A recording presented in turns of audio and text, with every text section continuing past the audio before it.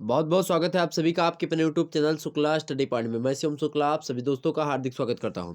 दोस्तों आपको बता दूं कि आज का वीडियो बहुत ही ज़्यादा महत्वपूर्ण होने वाला है बीए द्वितीय वर्ष के उन छात्र छात्राओं के लिए जो कि अर्थशास्त्र लिए हुए हैं। इकोनॉमिक्स बीए द्वितीय वर्ष पेपर 1 इकोनॉमिक्स का, जिसका नाम है राष्ट्रीय आय विश्लेषण मुद्रा एवं बैंकिंग, अर्थात इसको अंग्रेजी में अगर कहना चाहें तो नेशनल इनकम जिसको कहते हैं उसको राष्ट्रीय आय कहते हैं। नेशनल इनकम विश्लेषण को एनालिसिस कहते हैं अंग्रेजी में। मुद्रा एवं बैंकिंग अर्थात ये जो है मुद्रा को अंग्रेजी में क्या कहते हैं भाई, मुद्रा को अंग्रेजी में क्या कहते हैं? तो आप सभी लोग कमेंट सेक्शन में बताने का प्रयास करें मुद्रा को अंग्रेजी में क्या कहते हैं। तो सभी को पता होगा मनी कहते हैं, ओके। एंड बैंकिंग को बैंकिंग ही कहते हैं। तो इस प्रकार से पेपर 1 का क्या नाम है भाई अंग्रेजी वालों? National income analysis money and banking, okay. ये आपके पेपर का नाम है। तो जिस विश्वविद्यालय के या फिर जिस भी छात्र छात्राओं के पेपर का नाम राष्ट्रीय आय विश्लेषण मुद्रा एवं बैंकिंग है, उनके लिए यह लेक्चर मोस्ट इंपॉर्टेंट होने वाला है। आपको बता दूं कि ये न्यू मॉडल पेपर है 2022 की परीक्षा के लिए। इसमें जो प्रश्न रखे गए हैं वो संभावित प्रश्न है, 2022 की परीक्षा में आ सकता है पेपर 1 में। जल्दी से इन प्रश्नों को आप लोग पढ़ लीजिएगा। साथ ही साथ आपको बताऊं कि इन प्रश्नों के उत्तर भी मैं देने का प्रयास करूंगा आपको वीडियो के अंतर्गत, ओके। तो कुछ प्रश्नों के उत्तर आपको देने का प्रयास करूंगा जो कि छोटे होंगे। बाकी जो दीर्घ उत्तरीय टाइप के प्रश्न होंगे उनको मैं जो है एक प्रकार से वीडियो में सेपरेटली वीडियो में आपको चैप्टर वाइज चैप्टर समझाने का प्रयास करूंगा। उसमें मैं उनके जो है आंसर देने का प्रयास करूंगा, ओके। तो इसमें मोस्ट इंपॉर्टेंट क्वेश्चन आंसर समाहित किए गए हैं। तो आप सभी लोग फटाफट से वीडियो को लाइक और शेयर कर दीजिएगा। आपको बता दूं कि यहाँ पर बी द्वितीय वर्ष जो है राष्ट्रीय बी द्वितीय वर्ष यहाँ पर देखेंगे अर्थशास्त्र प्रथम प्रश्न पत्र राष्ट्रीय आय विश्लेषण मुद्रा एवं बैंकिंग इकोनॉमिक्स अर्थशास्त्र को कहते हैं। मोस्ट इंपॉर्टेंट वीडियो है, ये मॉडल पेपर है 2022 का। National income analysis money and banking, okay, ये पेपर का नाम है। तो आपको बता दूं पेपर आपका 3 खंडों में बटा हुआ होता है, खंड आ बा और सा। खंड आ से अति लघु उत्तरीय प्रश्न, खंड बा से दीर्घ उत्तरीय प्रश्न और मतलब सॉरी खंड बा से लघु उत्तरीय और खंड सा से आपके दीर्घ उत्तरीय प्रश्न पूछे जाते हैं। खंड आ से जो पूछे जाने वाले अति लघु उत्तरीय प्रश्न होते हैं उनकी संख्या 10 होती है। करने आपको कितने होते हैं? इनमें से 10 के 10 करने होते हैं। एक प्रश्न अगर आप करेंगे तो आपको 2 अंक मिलेंगे। इस प्रकार से 10 प्रश्न करेंगे आपको 20 नंबर यहाँ से मिलेंगे।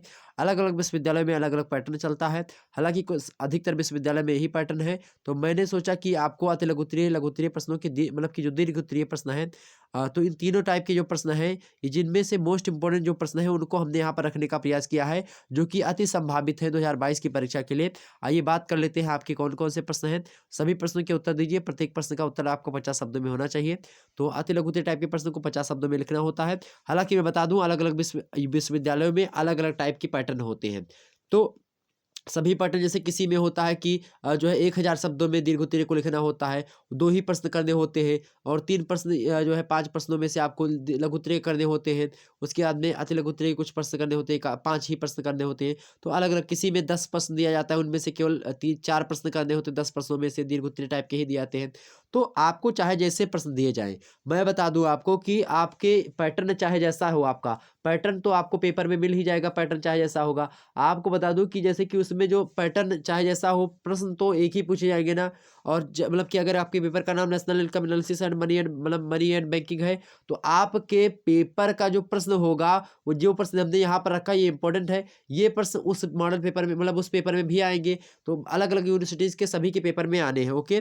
तो आप लोग परेशान मत होइएगा। बस इन प्रश्नों को आप लोग अगर तैयार कर लेते हैं तो आप विश्वास मान करके चलिए कि आपका आधा काम हो गया। बाकी आप कुछ मात्रा में जो है उससे पढ़ लीजिएगा। बाकी महासंग्राम वगैरह वीडियो 2-3 आ जाएगी मेरे चैनल पर, और पहले से पुरानी वीडियो मेरी मॉडल पेपर पड़े हुए 2021 के, उनको जरूर देख लीजिएगा। एक बात आप सुन लीजिएगा, 2021 का मॉडल पेपर देख लीजिएगा, मोस्ट इंपॉर्टेंट है। और 2021 में जो एक महासंग्राम वीडियो पड़ी हुई है उसको देख लीजिएगा, ओके। चलिए हम बात कर लेते हैं यहाँ पर। पहला प्रश्न है राष्ट्रीय आय की गणना की मतलब किन्हीं 3 विधियों के नाम बताइए। राष्ट्रीय आय की गणना करने की, तो सबसे पहले समझिए राष्ट्रीय आय क्या होती है। राष्ट्रीय आय मेरे प्यारे दोस्तों, मार्शल व्यक्ति एक है, मार्शल महोदय, मार्शल अर्थशास्त्री है, बड़े फेमस अर्थशास्त्री हैं। इन्होंने कहा कि देश के प्राकृतिक साधनों पर श्रम और पूंजी के द्वारा कार्य करने पर एक साल में भौतिक व अभौतिक जो वस्तुएं होती हैं और जो सेवाएं होती हैं उन्हीं का उत्पादन होता है। इन सब की शुद्ध उत्पत्ति के योग को हम क्या कहते हैं? राष्ट्रीय आय कहते हैं। राष्ट्रीय आय का एक नाम राष्ट्रीय लाभांश भी है। तो राष्ट्रीय आय राष्ट्रीय लाभांश एक ही बात होती है, ठीक, ये बात ध्यान रखेंगे। तो राष्ट्रीय आय वही होती है। तो राष्ट्रीय आय कैसे ज्ञात की जाए, उसकी कैसे गणना की जाए, राष्ट्रीय आय की गिनती कैसे की जाए, उसको लेकर के कई सारी विधियां बताई गई हैं। तो उन्हीं में से आपसे पूछ रहा है कि किन्हीं 3 विधियों के नाम आपको बताना है यहाँ पर। तो 3 विधियों के नाम, पहली विधि आप लिख लीजिए भैया। पहली विधि कौन सी है? जैसे पहली विधि आप देखेंगे, वैसे कुल मिलाकर के राष्ट्रीय आय गणना की जो है 5 विधियां आपके साथ, मतलब कि 5 विधियां प्रचलित हैं। पहली विधि आपकी उत्पादन नीति। कौन सी है? उत्पादन नीति, मतलब कितना उत्पादन हुआ, इसके माध्यम से हम उत्पादन के हिसाब से, उत्पादन को आधार बना करके हम राष्ट्रीय आय की गणना कर लें। Okay sorry.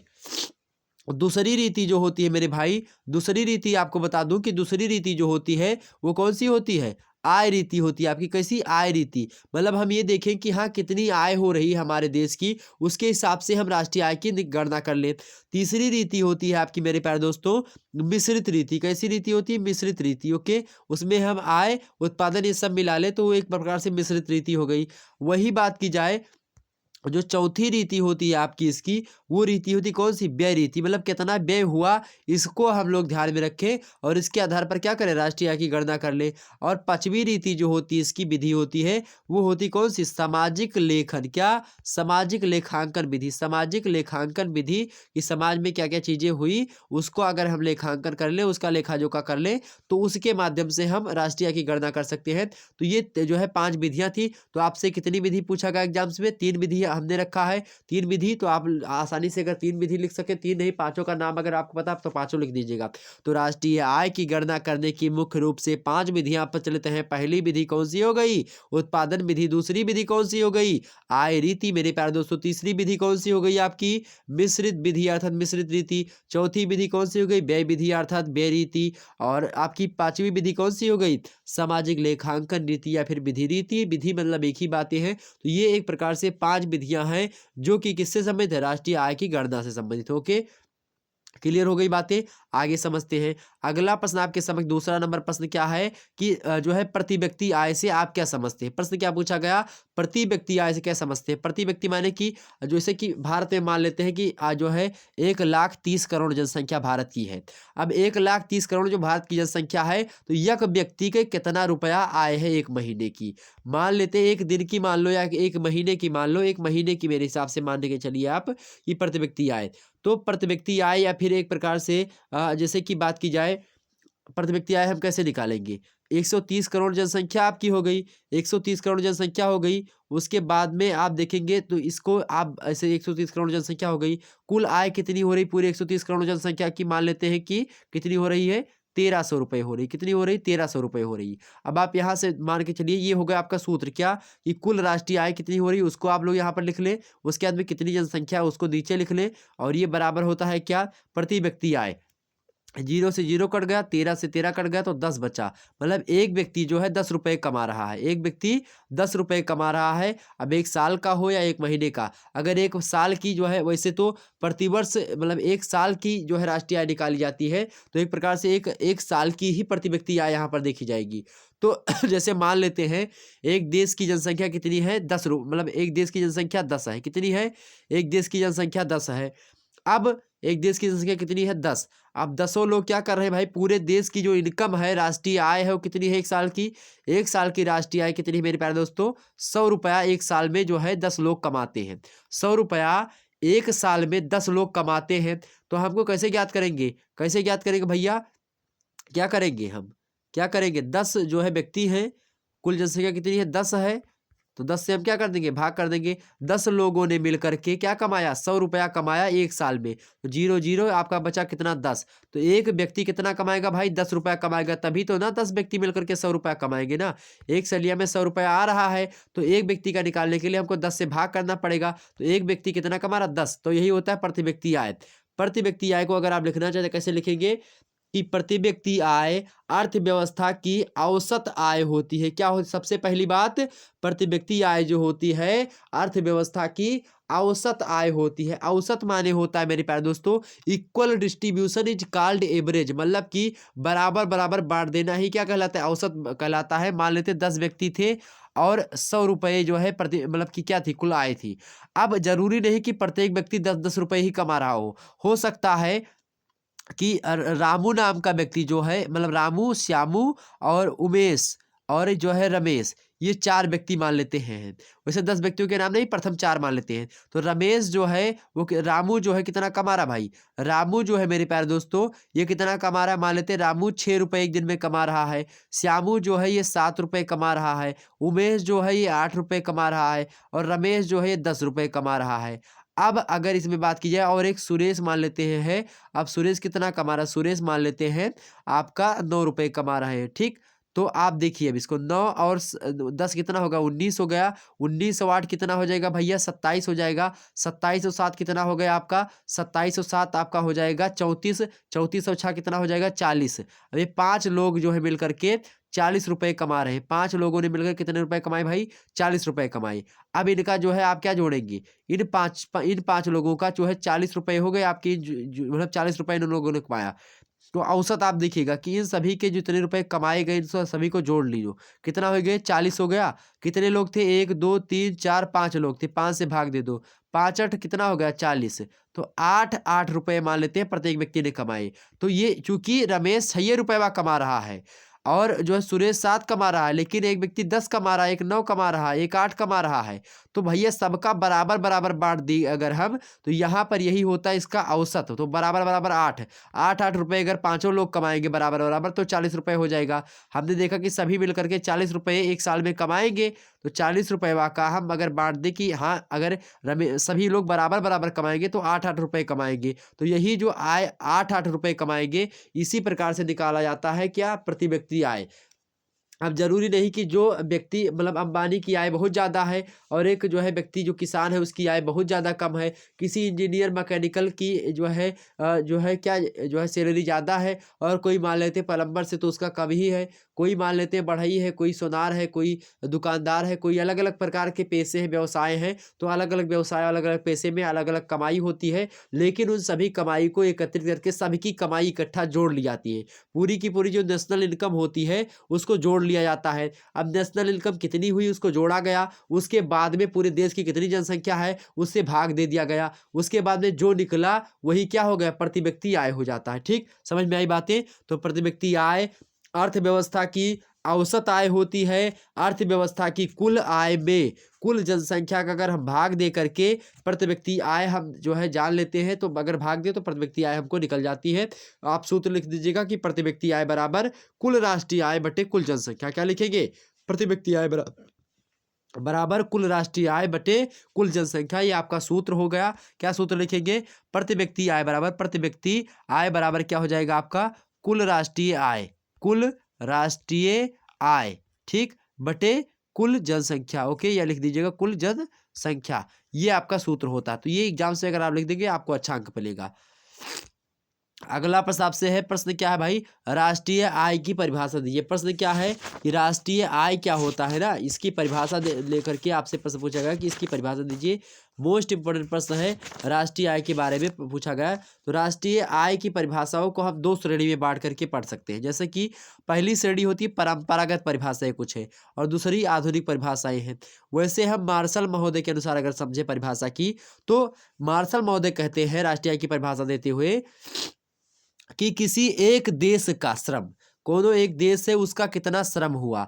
बहुत ध्यान से समझने का प्रयास करोगे मेरे प्यारे दोस्तों तभी समझ में आएगा। किसी एक देश का कितना श्रम हुआ, उसके बाद में उसकी पूंजी, उसके प्राकृतिक साधनों पर क्रियाशील होकर के किसी एक देश का श्रम और पूंजी, क्या, किसी एक देश का श्रम तथा पूंजी उसके प्राकृतिक साधनों पर क्रियाशील होकर के प्रतिवर्ष में एक साल में भौतिक और अभौतिक वस्तुओं का एक शुद्ध योगफल पैदा करता है जिसमें सभी प्रकार की सेवाएं सम्मिलित होती हैं। यही उस देश की वास्तविक शुद्ध वार्षिक आय या देश का राजस्व या राष्ट्रीय लाभांश कहलाती है। कहने का मतलब यहाँ पर यह है कि कोई एक देश है, वहाँ पर श्रम और पूंजी, मान लेते हैं कोई व्यक्ति पूंजी लगा रहा है, कोई श्रम लगा रहा है। श्रम और पूंजी में से मान लेते हैं टाटा अंबानी, मतलब अंबानी जी हैं। अब अंबानी के पास क्या है, पूंजी है। अब वो कोई पूंजी मतलब कि पूंजी लगाए, एक फैक्ट्री स्थापित कर दिया, कोयला एक जो है क्या था भाई, कोयला था कहीं पर, कोयला एक किसी खान में कोयला है। अब किसी खान में कोयला जो है वो पड़ा हुआ है। अब इसमें क्या हुआ कि सरकार से अंबानी जी ने परमिशन लिया कि मैं जो है यहाँ पर जो है फैक्ट्री लगवाना चाहता हूँ। फैक्ट्री लगवाया, वहाँ पर उन्होंने पूंजी लगाई उन्होंने पूंजी लगा करके एक फैक्ट्री स्थापित करी और उसमें श्रम माने क्या है समझते नहीं, श्रम अर्थात जो श्रमिक थे उसमें उन्होंने क्या कर दिया, उस जो है उसमें मजदूरी, जो किसान है, मतलब किसान बोल रहा हूँ, जो मजदूर लोग हैं उनको जो है, जो आदमी है जो काम कर रहे हैं फैक्ट्री में, उनको जो है कंपनी में काम लगवा दिया और वो लोग काम करें, क्या कर रहे हैं, कोयला बना रहे हैं। अब मान लेते हैं इसी प्रकार से बहुत सारी कंपनियां होंगी, बहुत सारे पूंजीपति होंगे जिन्होंने क्या किया होगा, प्राकृतिक जो संसाधन है उन संसाधनों पर क्या होते, क्रियाशील होते हैं, उन प्राकृतिक संसाधनों पर कार्य करते हैं और उनसे जो लाभ प्राप्त करते हैं, चाहे वो भौतिक वस्तुएं बनाई हो चाहे अभौतिक वस्तुएं हो। और भौतिक वस्तुएं अभौतिक वस्तुएं आपको पता होगा, जैसे कि मान लेते हैं पंखा, कूलर, टीवी, जो है ये सब क्या है, ये सब भौतिक वस्तुएं ही होती है जो कि आपको भौतिक सुख प्रदान करती हैं। कुछ अभौतिक वस्तुएं भी होती हैं, ठीक। तो ये सब जो वस्तुएं होती हैं, जैसे कि अभौतिक वस्तुओं में आपकी जैसे जो प्राकृतिक साधन है, कुछ अप्राकृतिक साधन है, तो इनके माध्यम से हम कुछ प्राप्त करते हैं, तो उनसे हम क्या करते हैं, उन सभी का जोड़ते हैं, हम सभी कितना प्राप्त हुआ, कितना चीज़ें हमने इकट्ठा करी, कितना माल हमने बनाया। तो सरकारी चीज़ों में ये चीज़ें होती हैं, सरकारी लोग, ठीक।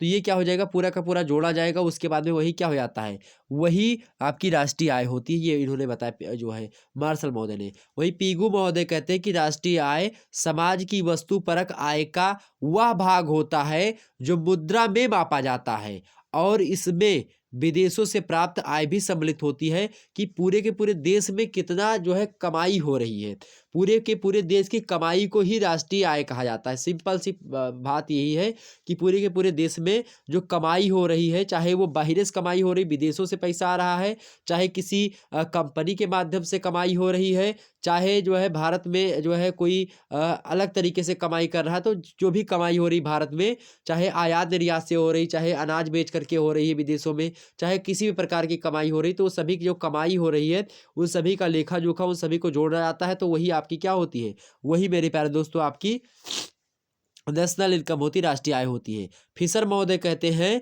कि राष्ट्रीय लाभांश, राष्ट्रीय आय को राष्ट्रीय लाभांश ही कहते हैं। तो राष्ट्रीय लाभांश अथवा आय में केवल अंतिम उपभोक्ताओं के द्वारा प्राप्त सेवाएं सम्मिलित होती हैं, चाहे वे भौतिक या मानवीय वातावरण से प्राप्त हो। इस प्रकार एक पियोना या ओवरकोट जो मेरे लिए इस वर्ष बनाया गया है, इस वर्ष की आय का भाग नहीं है, वरन पूंजी में वृद्धि है। केवल इन वस्तुओं द्वारा मेरे लिए इस वर्ष की गई सेवाएं ही क्या होती हैं, आय होती है।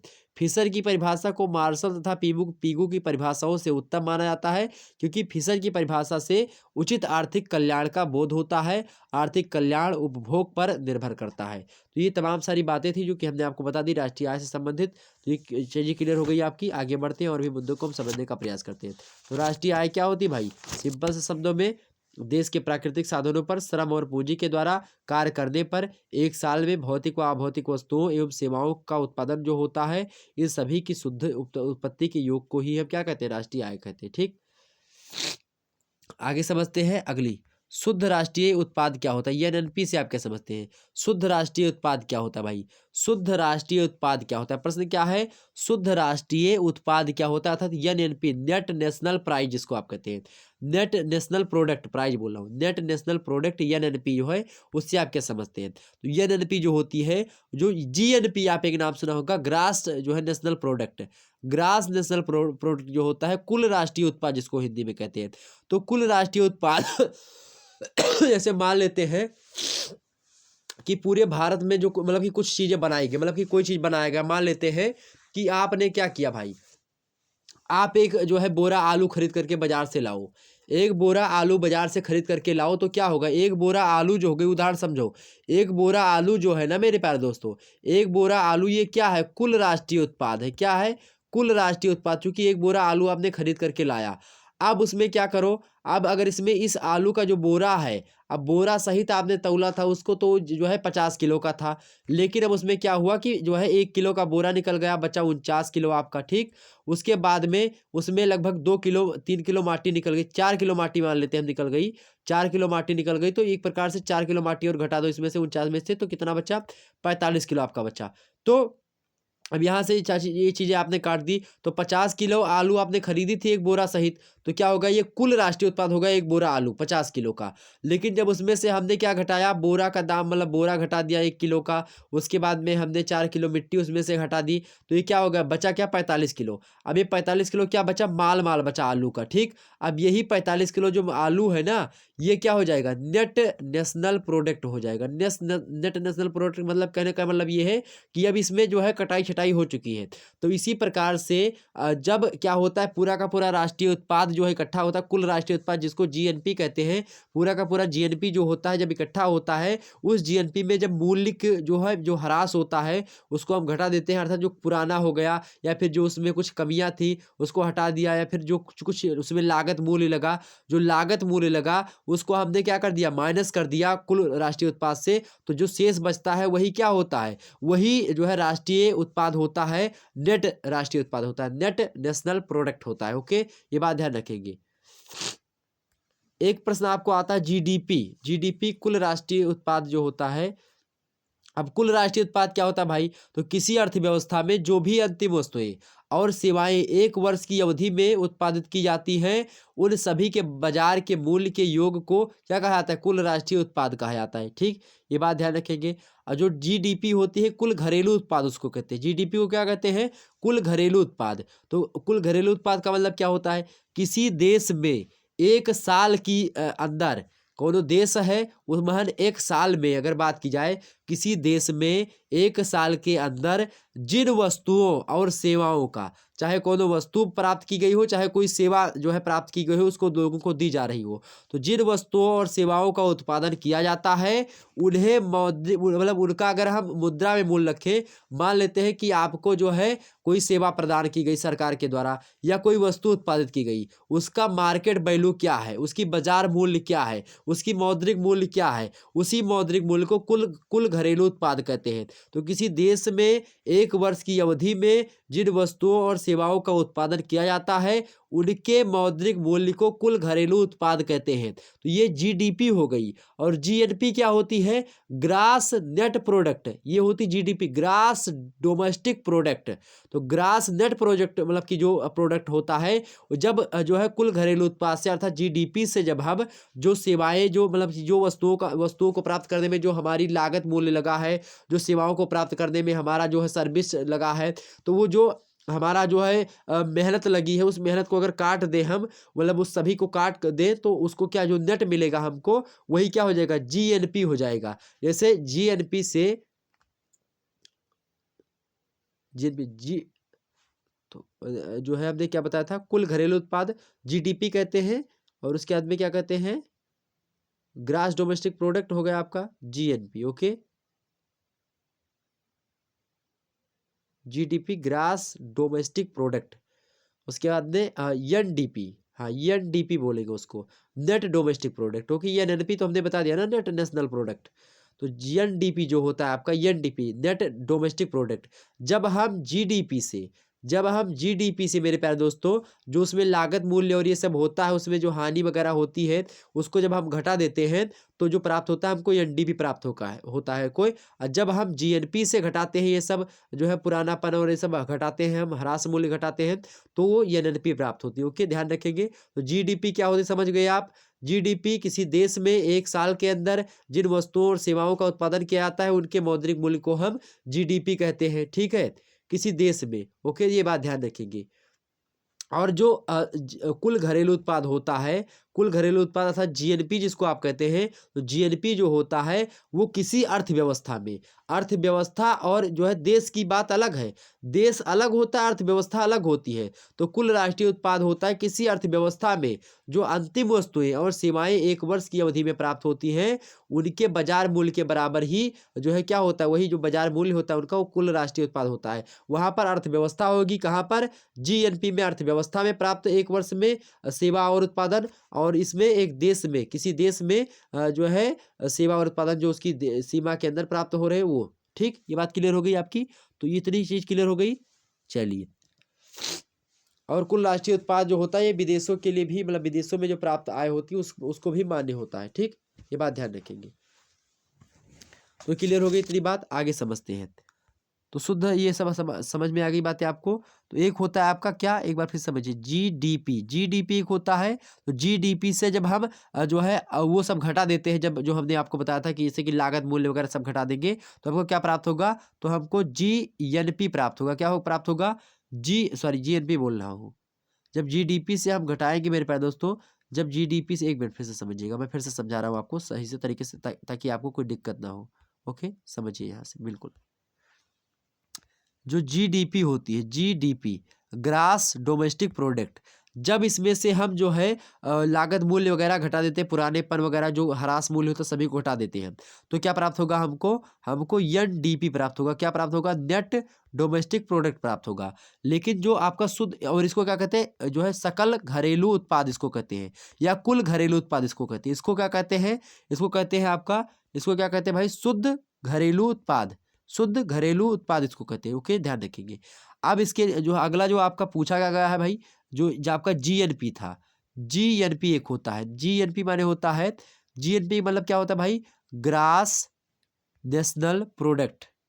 ग्रास नेशनल प्रोडक्ट मतलब क्या होता है भाई, ग्रास नेशनल प्रोडक्ट मतलब होता है सकल राष्ट्रीय उत्पाद या कुल राष्ट्रीय उत्पाद, इसी को कहते हैं।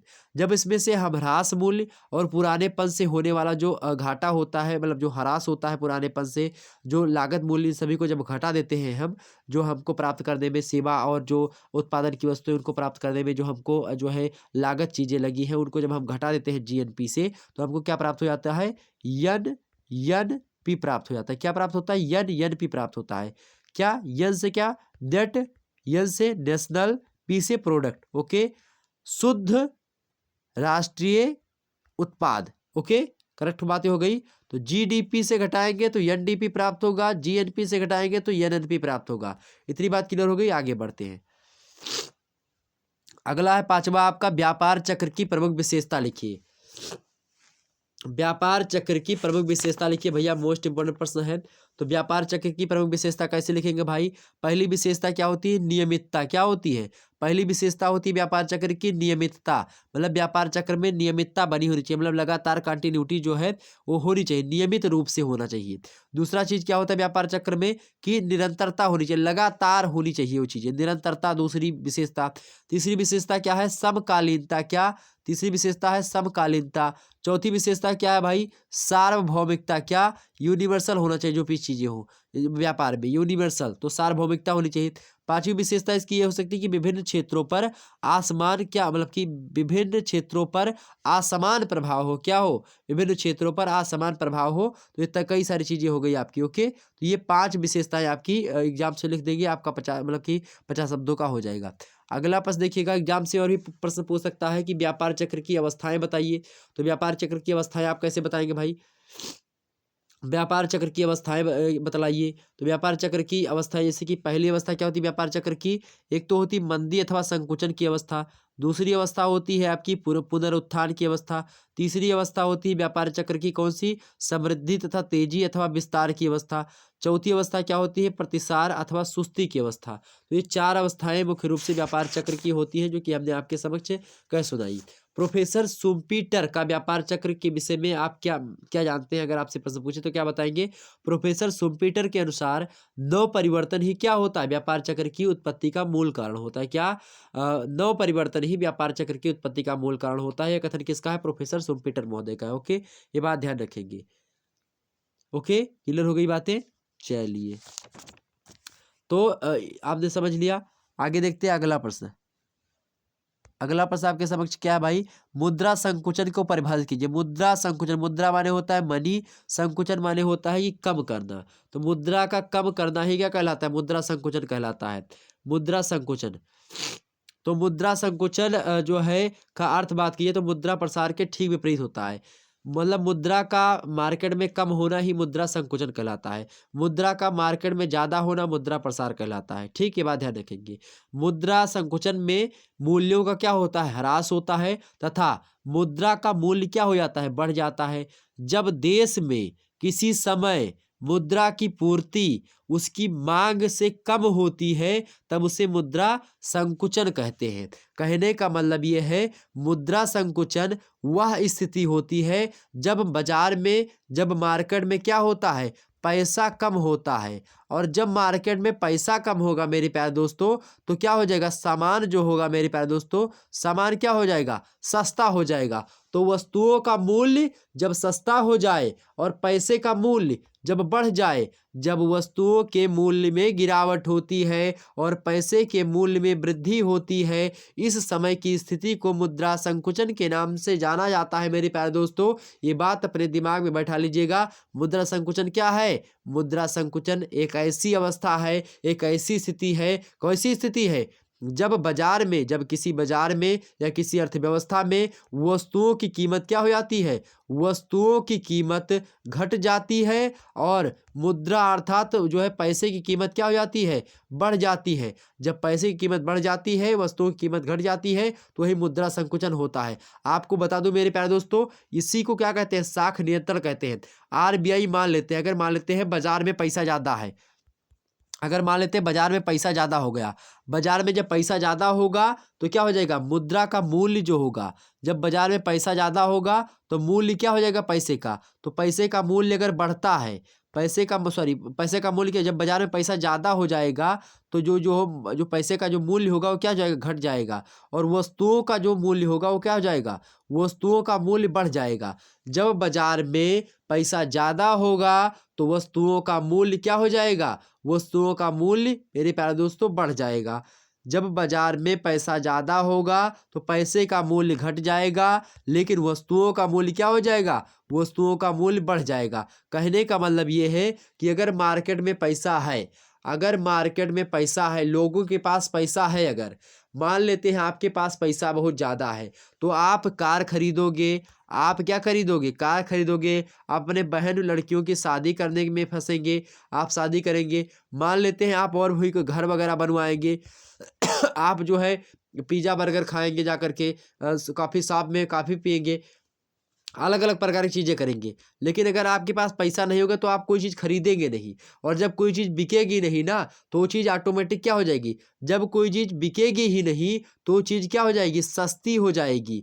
और जब कोई चीज़ बिकती नहीं तो सस्ती हो जाती है, और जब सस्ती हो जाएगी तो यही स्थिति तो हो जाएगी ना मुद्रा संकुचन की। तो बाजार में जब पैसा कम होगा तो वस्तुएं क्या हो जाएंगी, ऑटोमेटिक सस्ती हो जाएंगी। जो वस्तुएं 10 रुपये पैकेट मान लेते ब्रेड मिलता है, लेकिन मार्केट में पैसा लोगों के पास है ही नहीं, तो लोग ब्रेड नहीं खाएंगे, लोग रोटी से मतलब कि चाय में बोर करके खा लेंगे। तो रोटी जो है चाय में डुबो करके खाएंगे। कहने का मतलब ये है कि ब्रेड नहीं खाएंगे 10 रुपये का, और जब ब्रेड बिकेगा नहीं तो यही ब्रेड जो 10 का बिक रहा है वही वो लोग कितने की बेचेंगे, 8 रुपये का बेचेंगे, तब भी लोग नहीं खरीदेंगे। तब जब वो 5 रुपये बेचेंगे तो कहेंगे अच्छा आप चलो खरीद लो, तब वो खरीद लेंगे। तो भैया जब वो बिकेगा ही नहीं वो माल ना, तो कहाँ से खरीदेंगे, जब माल बिकेगा नहीं तो कैसे खरीदेंगे ना, समझ आ रही बात है ना। तो जब माल बिकेगा नहीं, और माल क्यों नहीं बिक रहा है, क्योंकि जब जनता के पास पैसा ही नहीं है तो माल कौन खरीदता है, जनता ही खरीदती है। तो जब माल बिकेगा नहीं तो क्या हो जाएगा, माल आके ऑटोमेटिक खराब होने लगेगा। तो वो कहेगा नहीं कि भैया अगर 10 रुपये का मलबा था तो 5 रुपये में इसको निपटा दो, किसी तरीके से अपना जमा तो निकाल लो, या फिर जमा नहीं तो कुछ तो मिल जाए, भागे भूट लंगोटिए भला, तो कुछ तो हमको प्राप्त हो जाए। तो इस प्रकार से क्या हो जाता है, वस्तुओं का मूल्य घट जाता है। अब जब वस्तुओं का मूल्य घटेगा तो ऑटोमेटिक आप समझ रहे हैं ना कि मुद्रा का मूल्य बढ़ रहा है, क्योंकि यही 10 रुपये वाला जो ब्रेड था वो आपको 10 रुपये का मिल रहा था। 10 रुपये में मान लेते 20 पीस ब्रेड था, तो 20 पीस ब्रेड का दाम कितना था, 10 रुपये था। तो ये क्या था, 10 रुपये था। लेकिन अब 20 पीस ब्रेड जो है आपको 5 ही रुपये में मिल रहा है। तो आप सोचो 5 रुपये आपकी बचत हुए नहीं हुए, तो मुद्रा का मूल्य क्या हुआ, बढ़ा ना, मुद्रा का मूल्य बढ़ा और इसका मूल्य घट गया, तभी तो 5 रुपये मिला जो 10 का मिल रहा था। तो ये होता है। तो मुद्रा संकुचन क्या हो गया, बाजार में मुद्रा का कम होना मुद्रा संकुचन होता है। मुद्रा संकुचन में क्या होता है, मुद्रा संकुचन में वस्तुएं जो होती हैं सस्ती हो जाती हैं, मुद्रा का मूल्य क्या हो जाता है, बढ़ जाता है। तो मुद्रा संकुचन वही स्थिति होती है। इसके विपरीत एक होता है और क्या होता है, मुद्रा प्रसार। मुद्रा प्रसार आपसे एग्जाम से पूछेंगे तो क्या बताएंगे आप, मुद्रा प्रसार क्या होता है भाई, मुद्रा प्रसार जो होता है उसमें क्या होता है, मुद्रा प्रसार में मार्केट में मुद्रा अधिक मात्रा में आ जाती है। जब मार्केट में मुद्रा आ जाती, सभी के पास पैसा हो जाता है, तो सभी लोग अपने जीवन की आवश्यकताएं पूरी करने में जो है लगेंगे। तो जब अपनी लोग जीवन की इच्छाएं पूरी करेंगे तो उसमें तरीके से तमाम सारी चीज़ें खरीदेंगे। और जब किसी वस्तु की क्या हो जाएगी, किसी वस्तु की डिमांड जो होती है मेरे प्यारे दोस्तों, डिमांड अधिक हो जाती है। जब वस्तु की डिमांड बढ़ेगी मेरे प्यारे दोस्त तो क्या हो जाएगा, ऑटोमेटिक वो वस्तुएं क्या हो जाएगी, महंगी हो जाएगी। और जब वस्तुएं महंगी होती हैं तो मुद्रा का मूल्य क्या होता है, ऑटोमेटिक क्या हो जाता है, सस्ता हो जाता है। जब मार्केट में मुद्रा बढ़ेगी तो मुद्रा का मूल्य क्या हो जाएगा, घटेगा। अर्थात जब मार्केट में पैसा ज़्यादा होगा तो महंगाई बढ़ेगी, और जब पैसा कम होगा तो महंगाई घटेगी। जब महंगाई बढ़ती है तो इसका मतलब मुद्रा प्रसार की स्थिति आ चुकी है। जब महंगाई घट रही है इसका मतलब मुद्रा संकुचन की स्थिति आ चुकी है। आप कह रहे महंगाई बढ़ रही है, डीजल पेट्रोल महंगा हो रहा है, दालें महंगी हो गई हैं, तेल महंगा हो गया है, तो इसके हिसाब से इसका महंगा इसलिए हो गया है क्योंकि क्या हो गया मेरे प्यारे दोस्तों, मार्केट में पैसा ज़्यादा आ चुका है, इसीलिए उस वस्तुओं का दाम बढ़ गया है। ये बात आपकी क्लियर हो गई। तो इतनी जो हमने पूरा का पूरा कंसेप्ट आपको समझा, समझ में आ गया। कंसेप्ट इज पावर मेरे प्यारे दोस्तों, कंसेप्ट लेकर के चलो, अवधारणा समझो, बाकी भाड़ में जाए। ठीक, तो अवधारणा आपकी समझ में आ गई। आगे बढ़ते तो मुद्रा संकुचन और मुद्रा प्रसार एग्जाम से पूछेगा, आप आसानी से बता देंगे ना। चलिए खूब उदाहरण देकर के समझाओ, एग्जामिनर जब देखेगा ना देहाती उदाहरण बहुत प्रसन्न हो जाएगा। आगे देखते हैं अगला प्रश्न आपके समक्ष। अगला प्रश्न है बैंकों के प्रकार बताओ भैया। बैंकों का प्रकार, आपसे प्रश्न क्या पूछा गया, बैंकों के प्रकार बताइए। प्रश्न क्या है भाई, बैंकों के प्रकार बताइए। तो बैंक होते क्या हैं, सबसे पहले इसको समझो, बैंक क्या है मेरे प्यारे दोस्तों। तो बैंक एक ऐसी संस्था होती है जो मुद्रा के लेन देन का क्या करती है, कार्य करती है। पैसा देती है और पैसा लेती है, ये कार्य कौन करता है, बैंक करता है। साख का प्रसार करती है, पैसे का प्रसार कौन करता है, बैंक करती है। बैंक जब चाहेगी तो पैसा मार्केट में होगा, जब चाहेगी नहीं होगा तो नहीं होगा। कैसे, एक आरबीआई का आप लोगों ने नाम सुना होगा, आरबीआई माने reserve bank of India. Reserve bank of India जो होता है मेरे प्यारे दोस्तों, वह जो है मान लेते चाहता है तो मान लेते उसने बैंकों को कहा कि सभी बैंक, जो बैंकों का बैंक कहा जाता है आरबीआई को, तो बैंकों का बैंक कौन है, आरबीआई जो है बैंकों का बैंक है। अब मान लेते हैं आरबीआई को सरकार ने कहा कि भैया महंगाई थोड़ी सी क्या करनी है, हमको क्या करनी है, महंगाई बढ़ानी है। आरबीआई कहेगा अच्छा ठीक है, महंगाई बढ़ानी है, ठीक है, बता दिया ना आपको, ठीक है, अब चलो हम महंगाई बढ़ाते। कैसे बढ़ाएगी आरबीआई, आरबीआई कहेगी सभी बैंकों से, ABI, SBI, bank of Baroda, Allahabad, सरब्यूपी, आओ, आईएफसी, जो कुछ भी बैंक है, एचडीएफसी, आईसीआईसीआई, जो बैंक सभी हैं, सभी आ जाओ मेरे पास। सभी से कान खोल कर सुन लो, सभी बैंकों से आरबीआई क्या कहेगा कि भैया मैं तुम लोगों को जो ब्याज अभी 5% के दर पर आपको पैसे दे रहा था, आरबीआई जो होता है वो जो छोटे बैंक होते हैं ना, तो उनको क्या करता है, जो बड़े छोटे छोटे जो बैंक होते हैं इनको क्या करता है, कर्जा देता है।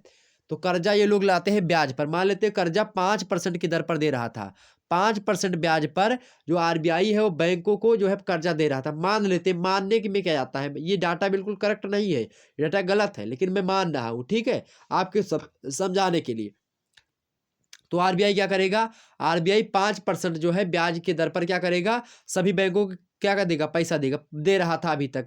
अब मान लेते हैं मार्केट में क्या करना है, महंगाई बढ़ाना है, पैसे को ज़्यादा करना है, तो कैसे करेगा आरबीआई, आरबीआई सभी बैंकों को बुलाएगा, मीटिंग करेगा, कहेगा कि जो 5% ब्याज अभी आप लोग हमको देते थे, अब तुम लोग क्या करोगे, 3% ही ब्याज हमको दोगे। कितने परसेंट, 3% ब्याज हमको देना, या 3% बहुत ज़्यादा हमने बता दिया, कम कर दिया, 4%।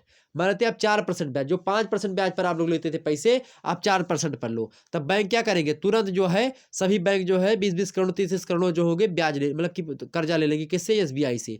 अब तुरंत जो है सभी बैंक क्या कर लेंगे, कर्जा ले लेंगे, किससे, आरबीआई से। अब आरबीआई से कर्जा लेने चुकी, अब 1% ब्याज की दर में क्या हो गई, कमी हो गई। अब ये लोग कर्जा ले लिए, अब इनके पास पैसा हो गया। अब ये लोग जो एसबीआई वाले मान लेते हैं, एसबीआई का उधार लेते हैं। अब जो स्टेट बैंक ऑफ इंडिया है ये मान लेते हैं कि ये 5% पर ब्याज लेता था आरबीआई से, और ये 6% पर क्या होता था, जो आम जनता है, जो नागरिक लोग हैं, जो पूंजीपति लोग हैं, उनको 6% पर ब्याज देता था मान लेते हैं अब तक। अब ये कहेगा कि 1% में हमको गिरावट मिली है, अब 5.5% में हम 1.5% कमाएंगे, मतलब आधा % हम लोग भी कमाएंगे, आधा यहाँ से, तो 5.5% जो है ब्याज की दर पर हम लोग आपको पैसा देंगे। तो पूंजीपति वर्गों को, मतलब पूंजीपतियों से संपर्क होता है बैंकों का, तो बैंक लोग कहेंगे, एसएमएस डाल देंगे कि बहुत महाबचत ये छूट एसबीआई दे रहा है, आधे % की छूट, इतना पैसे लें, अब इसमें इतना बचत आपकी होगी। अब ये छूट आ गई आपके फ़ोन में एसएमएस। अब तुरंत जो बड़े-बड़े पूंजीपति लोग हैं वो धंधा जो है अपना खोलना चाहते हैं, कोई मोटरसाइकिल लाना चाह रहा है, कोई जो है अपनी बहन की शादी करना चाह रहा है, कोई 4 चक्का खरीदने जा रहा है। तो अलग-अलग प्रकार के लोग क्या करने खरीदने जा रहे हैं। अब क्या करेंगे वो लोग, बैंकों से क्या कर लेंगे भैया, बैंकों से ले लेंगे लोन। अब बैंकों से क्या करेंगे, फटाफट लोन पास करवाएँगे। अब जब लोन पास करवाएँगे सभी लोग, तो उनके हाथों में क्या हो जाएगा, जिन्होंने लोग लोन पास करवाया उनके हाथों में क्या हो गया, पैसा हो गया। अब वो लोग क्या करेंगे, अब जब उनके हाथों में पैसा होगा तब वो लोग अलग-अलग जो है, जो सभी चीज़ जो वस्तुएँ हैं, उन वस्तुओं की रिक्वायरमेंट करेंगे, डिमांड करेंगे कि हमको ये चाहिए, हमको वो चाहिए मार्केट में। तो क्या होगा, उन वस्तुओं की डिमांड जो होगी ऑटोमेटिक क्या हो जाएगी, बढ़ जाएगी। और जब वस्तुओं की डिमांड बढ़ जाएगी मेरे प्यारे दोस्तों, तो वस्तुएँ ज़्यादा बनने लगेगी। अब जब वस्तुएँ ज़्यादा बनेगी तो क्या हो जाएगा, लोगों में रोज़गार की जो है जो रोज़गार होगा वो बढ़ेगा, जो रोज़गार होगा वो बढ़ेगा। इस प्रकार से क्या हो जाएगा, जब जो है वस्तुएँ ज़्यादा बनने लगेगी तो होगा क्या, वस्तुएँ की डिमांड ज़्यादा होगी इसीलिए वस्तुएँ बनेगी। हालाँकि डिमांड हो गई, मान लेते वस्तु बनी नहीं। अब जब डिमांड ज़्यादा हो गई, वस्तु बनी नहीं तो क्या हो जाएगा, वस्तु मान लेते बनने में टाइम है लेकिन डिमांड ज़्यादा है उसी समय के लिए। अब होगा क्या, जो मान लेते 10 मोबाइल थी, किसकी 10 मोबाइल मान लेते सैमसंग की थी किसी दुकानदार के पास, अब गाहकी पहुँच गए 15 ठू। 15 गाहकी पहुँच गए इसके पास कि हाँ, नहीं तो हमको जो है मोबाइल चाहिए यही वाली सैमसंग की। अब होगा क्या कि डिमांड ज़्यादा, चूँकि अब यही मोबाइल जो 10,000 रुपए की मिल रही थी सैमसंग वाली, वही आपकी सैमसंग की मोबाइल वो 15,000 की बेचना प्रारंभ कर देगा या 12,000 की बेचेगा, क्योंकि उसके पास 15 गाहकी ऑटोमेटिक है, उनको खरीदना है, चलना नहीं बिना मोबाइल के। तो अब क्या करेंगे, जो है 15 लोग हैं और 10 मोबाइल, अब जिनके पास पैसा होगा वो लोग क्या कर लेंगे, खरीद लेंगे। तो ऑटोमेटिक क्या हो गई, महँगाई क्या हो गई, बढ़ गई मेरे प्यारे दोस्त। ओके, ध्यान रखिए। तो इस प्रकार से महँगाई बढ़ती है, ये काम कौन करता है, बैंक करते हैं। ठीक, ध्यान रखेंगे। तो प्रश्न क्या था आपका कि बैंकों के प्रकार बताइए। प्रकार को समझो भैया। बैंक कई प्रकार के होते हैं। पहला प्रकार का बैंक कौन सा होता है, कुछ व्यापारिक बैंक होते हैं, कुछ ऐसे बैंक होते हैं जो कि व्यापारिक बैंक होते हैं, और कुछ बैंक होते हैं। दूसरा प्रकार का बैंक कौन सा होता है, औद्योगिक बैंक, जो कि उद्योगों से संबंधित होते हैं, वो औद्योगिक बैंक होते हैं। जो व्यापारियों से संबंधित व्यापारिक बैंक हो गए होते हैं। तीसरा बैंक होता है वो कृषि बैंक, क्या होता है, तीसरा कृषि बैंक होता है। चौथा बैंक कौन सा होता है, विनिमय बैंक होता है। पांचवा बैंक कौन सा होता है भाई, बचत बैंक होता है। छठवां बैंक कौन सा होता है, छठवां बैंक कौन सा, तो केंद्रीय बैंक होता है एक। और आपका आठवां बैंक कौन सा होता है, सॉरी सातवां बैंक कौन सा होता है, मतलब पांचवा बैंक आपका बचत बैंक, छठवां बैंक केंद्रीय बैंक, सातवां कौन सा होगा, निर्यात आयात बैंक होता है एक। और जो आपका नौवां बैंक, सॉरी आठवां बैंक होता है, कौन सा होता है, निर्यात, सॉरी अंतर्राष्ट्रीय बैंक। फिर से एक बार सुनिए बैंकों के प्रकार। बैंक के प्रकार मैं बता रहा हूँ। पहला बैंक कौन सा हो गया, व्यापारिक बैंक। दूसरा बैंक औद्योगिक बैंक। तीसरा बैंक कृषि बैंक। चौथा बैंक विनिमय बैंक। पांचवा बैंक आपका कौन सा हो गया, बचत बैंक। छठवां बैंक कौन सा होगा भैया, केंद्रीय बैंक। सातवां बैंक कौन सा हो गया आपका, निर्यात आयात बैंक।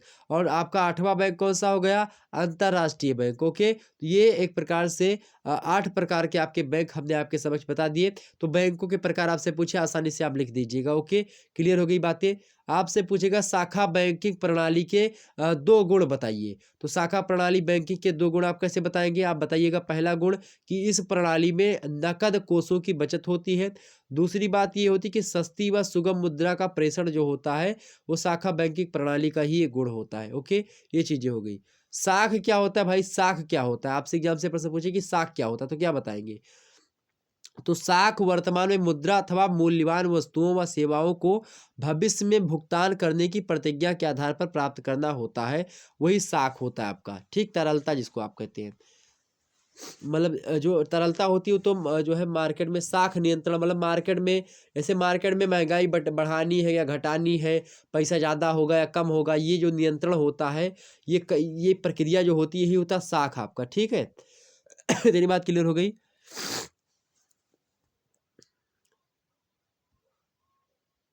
आगे समझते हैं।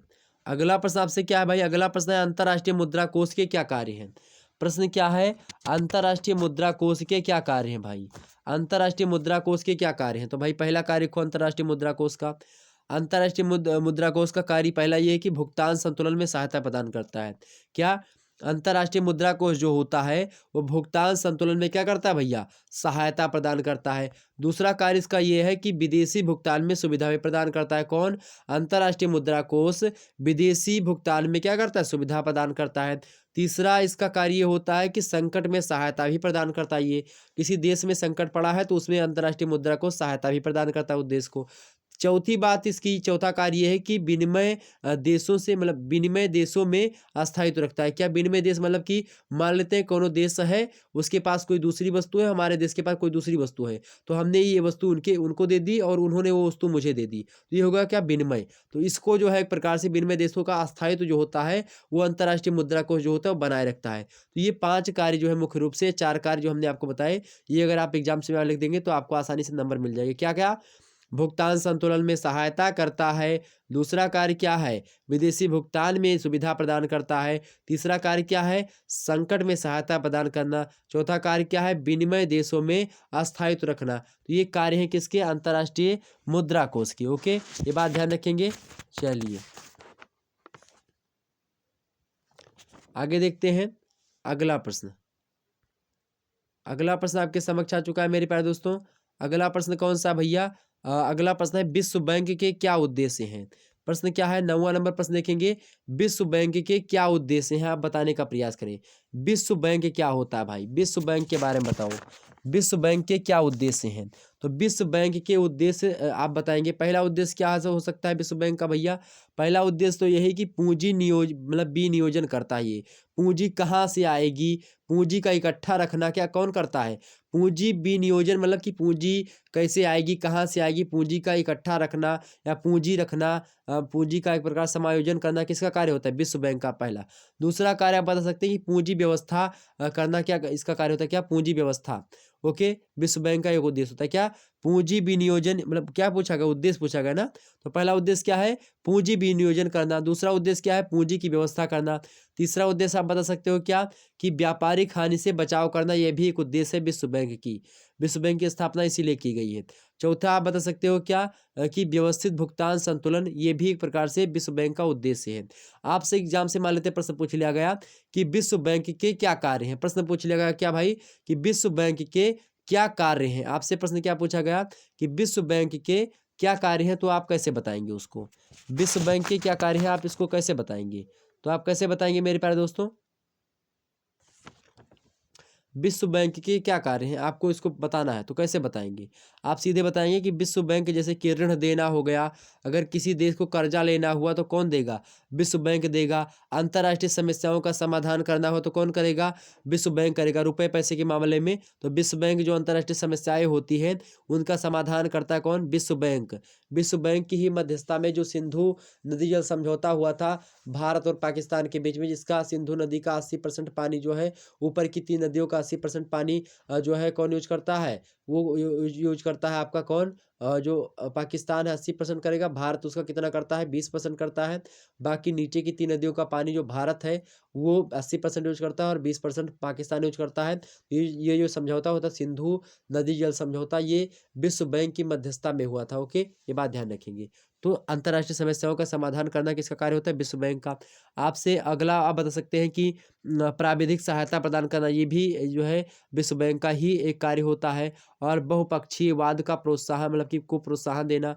बहुपक्षीय जो वाद होता है, विचारधाराएं जो होती हैं बहुत पक्ष की, अलग अलग पक्ष की, उनको प्रोत्साहन देता है कौन, विश्व बैंक। तो ये कई कार्य होते हैं विश्व बैंक के। ओके, आगे हम बढ़ते हैं। अगला प्रश्न आपसे पूछा गया है कि भारत के 4 व्यापारिक बैंकों के नाम बताइए। भारत के 4 व्यापारिक बैंकों के नाम बताइए। बढ़िया प्रश्न है कि भारत के 4 व्यापारिक बैंक कौन कौन से हैं, उनका नाम आपको बताना है। ओके, तो पहला बैंक आप वही बता सकते हो क्या, पहला बैंक कौन सा भैया, भारत में पहला बैंक जो इलाहाबाद बैंक है ना, इलाहाबाद बैंक। इलाहाबाद जो बैंक है मेरे प्यारे दोस्तों, ये एक व्यापारिक बैंक है। इलाहाबाद बैंक कैसा है, व्यापारिक बैंक। हमने आपको बैंकों के प्रकार में बताया था ना कि व्यापारिक बैंक एक होता है, एक औद्योगिक बैंक होता है, एक कृषि बैंक होता है, एक विनिमय बैंक होता है, एक बचत बैंक होता है, एक केंद्रीय बैंक होता है, एक निर्यात आयात बैंक होता है, एक अंतर्राष्ट्रीय बैंक होता है। तो उनमें से जो इलाहाबाद बैंक है अपना ना, ये कैसा बैंक है, ये व्यापारिक बैंक है। तो पहला इलाहाबाद बैंक व्यापारिक बैंक का स्थापना कब हुई इलाहाबाद बैंक की? 1865 ईस्वी में इसकी स्थापना हुई। इलाहाबाद बैंक की कब हुई थी? 1865 में इलाहाबाद बैंक की स्थापना हुई। तो एक इलाहाबाद बैंक जो है ये पहला व्यापारिक बैंक हो गया। मतलब पहला ही नहीं है व्यापारिक बैंक ये, लेकिन मेरे हिसाब से पहला इलाहाबाद बैंक क्या है? ये व्यापारिक बैंक है। दूसरा मेरे हिसाब से जो बैंक है वो पंजाब नेशनल बैंक आपका पीबी मतलब कि पीएनबी जो बैंक होता है, पंजाब नेशनल जो बैंक है, ये भी क्या है? ये भी एक व्यापारिक बैंक ही है। तो पंजाब नेशनल बैंक एक व्यापारिक बैंक है जिसकी स्थापना कब हुई है? 1895 में इसकी स्थापना हुई। कब किसकी स्थापना भाई? पंजाब नेशनल बैंक की स्थापना कब हुई? 1895 में। क्या है ये? एक व्यापारिक बैंक है। अगला जो बैंक है, तीसरा जो बैंक आप लिखेंगे सेंट्रल बैंक। सेंट्रल बैंक जो है ये भी एक व्यापारिक बैंक है। सेंट्रल बैंक जो है वो क्या है? एक व्यापारिक बैंक है। जिस सेंट्रल बैंक जो है, केंद्रीय बैंक जो है, वो क्या है भाई? एक व्यापारिक बैंक की ही श्रेणी में आता है। तो सेंट्रल बैंक, इसकी स्थापना कब हुई थी? सेंट्रल बैंक की 1911 ईस्वी में सेंट्रल बैंक की स्थापना हुई थी। यह भी एक प्रकार से व्यापारिक बैंक की श्रेणी में ही आता है। वही बात कीजिए, चौथा जो बैंक आपके समक्ष है वो कौन सा आप बता सकते हैं? Bank of Baroda. क्या? बैंक ऑफ बड़ौदा, जो बीओबी जो बैंक होता है, बैंक ऑफ बड़ौदा। तो बैंक ऑफ बड़ौदा जो है वो भी क्या है? एक व्यापारिक बैंक का। स्थापना कब हुई बीओबी की, बैंक ऑफ बड़ौदा की? 1909 ईस्वी में इसकी क्या होती भाई? स्थापना होती है। तो हमने क्या बताया? विश्व भारत पूछा गया था कि भारत के 4 प्रमुख व्यापारिक बैंकों के नाम लिखिए। पहला बैंक इलाहाबाद बैंक, दूसरा कौन सा? पंजाब नेशनल बैंक, तीसरा सेंट्रल बैंक, चौथा bank of Baroda. Allahabad bank की स्थापना कब? 1865 में। पंजाब नेशनल बैंक की स्थापना कब? 1895 में। सेंट्रल बैंक की स्थापना कब हुई? 1911 में। और बैंक ऑफ बड़ौदा की स्थापना कब हुई? 1909 ईस्वी में। व्यापारिक बैंक के हमने नाम बता दिए 4 व्यापारिक बैंकों के। अब आपसे एग्जाम से प्रश्न पूछ ले, मान लेते हैं आपसे एग्जाम से प्रश्न पूछ ले, हो सकता है मान लेते दूसरा प्रश्न कोई पूछे, तो मान लेते आपसे प्रश्न पूछ लिया कि व्यापारिक बैंकों के कार्य बताइए। व्यापारिक बैंकों के कार्य बताइए, तो आप कैसे कार्य बताएंगे? व्यापारिक बैंक का कार्य क्या होता है भाई? जमा राशियों को स्वीकार करना। क्या? पहला कार्य क्या हो गया आपका? जमा राशियों को स्वीकार, मतलब जमा राशियों को स्वीकार करना, ये व्यापारिक बैंकों का कार्य होता है। दूसरा कार्य क्या बता सकते हो? कि ऋण प्रदान करना, मतलब कर्जा देना लोगों को, ये व्यापारिक बैंक का कार्य होता है। तीसरा कार्य क्या होता है? एजेंसी संबंधी कार्य। एजेंसी संबंधी कार्य, जैसे कि कोई एजेंसी है, कहते हैं ना कि फाइनेंस करवा लो इस एजेंसी से, तो ये सब कार्य जो होता है ये भी एक प्रकार से क्या होता है? एजेंसी संबंधित जो कार्य होता है ये भी व्यापारिक बैंकों का कार्य होता है। चौथा कौन सा कार्य आप बता सकते हैं? तो चौथा कार्य बस साख का निर्माण करना। साख माने होता है रुपया पैसा जो होता है, इन सभी का कैसे क्या होना है, मार्केट में कैसे रुपया पैसा रखना है, इसको कैसे जो है कितना % में ब्याज किसको देना, ये सब जो है नियंत्रण रखना किसका कार्य होता है? ये व्यापारिक बैंकों का कार्य होता है। ओके। विदेशी विनिमय का क्रय विक्रय करना, यह भी व्यापारिक बैंकों का ही कार्य होता है। विदेशी विनिमय करना या क्रय विक्रय करना, ये व्यापारिक बैंकों के ही कार्य होते हैं। तो कुल मिलाकर के ये इतने कार्य हमने आपको व्यापारिक बैंकों के बता दिए। तो निश्चित तौर पर ये इंपॉर्टेंट हो गया आपका। ठीक। व्यापारिक बैंक किसे कहते हैं? आपसे एग्जाम से प्रश्न पूछे तो क्या बताएंगे भाई?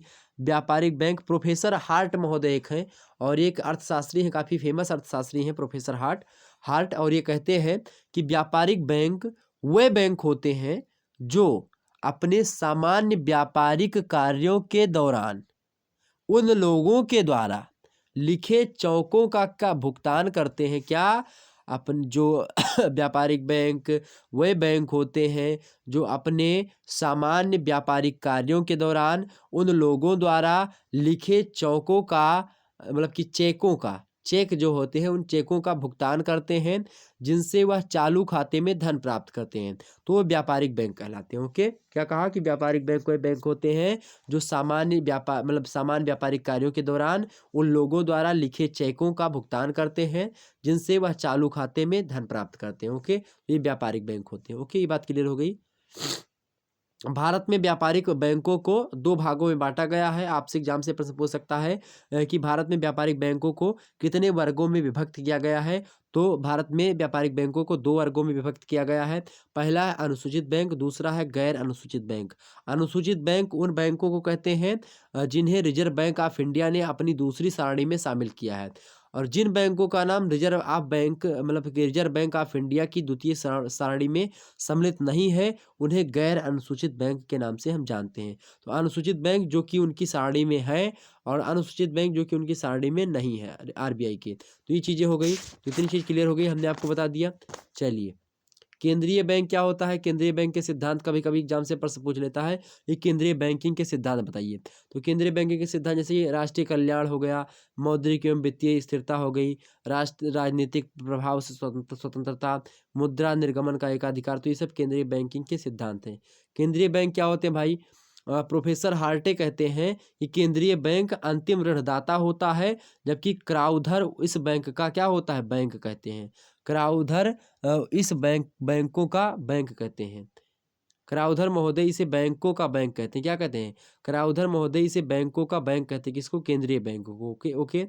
आरपी कैंट महोदय कहते हैं कि यह एक ऐसी संस्था होती है केंद्रीय बैंक, जिसे जनहित में मुद्रा की मात्रा के विस्तार तथा संकुचन का कार्य दिया गया होता है। अर्थात आरबीआई जो है एक केंद्रीय बैंक होता है, जो कि क्या करता है? मुद्रा का संकुचन और विस्तार हमेशा क्या करता है?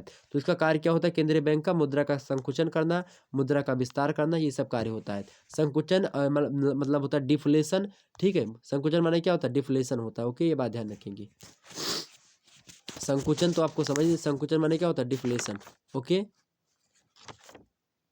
और जो है उसका मतलब क्या होता है? एक्सटेंशन आप बोल सकते हैं, प्रसार। तो मुद्रा प्रसार, प्रसार माने क्या होता है? एक्सटेंशन। ओके, इतनी बात क्लियर हो गई। तो इतनी बात क्लियर हो गई आपकी, तो हमने आपको बता दिया, सारी चीज़ें क्लियर हो गई। अब तो प्रश्न यहाँ से कोई नहीं बचा हुआ है। चलिए आगे बढ़ते हैं। अब हम जो है खंड ये आती लघुती टाइप के प्रश्नों के उत्तर हमने बता दिए। अब आपके बचे कितने भाई? अब ये बचे हुए आपके और प्रश्न है बाक सा से। अब इनको देख लीजिए आप सभी लोग। पहला प्रश्न आपसे के समक्ष क्या पूछा गया है? अति लघुती मतलब लघुती टाइप का प्रश्न है। लघुती टाइप का प्रश्न आपसे क्या पूछा गया है? प्रश्न है आपसे मेरे प्यारे दोस्तों, एग्जाम से पूछा गया, मतलब कि पूछा जा सकता है एग्जाम से, कि मुद्रा प्रसार एवं मुद्रा संकुचन में अंतर स्पष्ट कीजिए। क्या प्रश्न है? मुद्रा प्रसार एवं मुद्रा संकुचन में अंतर स्पष्ट कीजिए। मुद्रा प्रसार क्या होता है? मुद्रा संकुचन क्या होता है? इसको लेकर के अंतर बताएं। तो मुद्रा प्रसार के बारे में आप पहला अंतर देखिए, व्यापार उद्योग पर मुद्रा का प्रसार का अच्छा प्रभाव पड़ता है, जबकि मुद्रा संकुचन का व्यापार उद्योग पर क्या पड़ता है? बुरा प्रभाव पड़ता है, क्योंकि अवसान की दशाएं उत्पन्न हो जाती है मुद्रा संकुचन में। दूसरी बात क्या होती है? जो है मुद्रा प्रसार में बैंक, बीमा तथा अन्य व्यापारिक उपकरणों पर व्यापार व उद्योग में उन्नति के कारण अच्छा प्रभाव पड़ता है मुद्रा प्रसार में। मतलब मार्केट में अगर मुद्रा है तो इसका अच्छा प्रभाव पड़ेगा बैंकों पर, बीमा पर, अन्य व्यापारिक उपकरणों पर, ठीक, उद्योगों पर, व्यापार पर। लेकिन जब मुद्रा संकुचन हो जाता है तो बैंकों, बीमा कंपनियों तथा अन्य व्यापारिक उपकरणों पर बुरा प्रभाव पड़ता है, क्योंकि मंदी के कारण व्यापार व उद्योग क्या हो जाते हैं? शिथिल हो जाते हैं इसमें।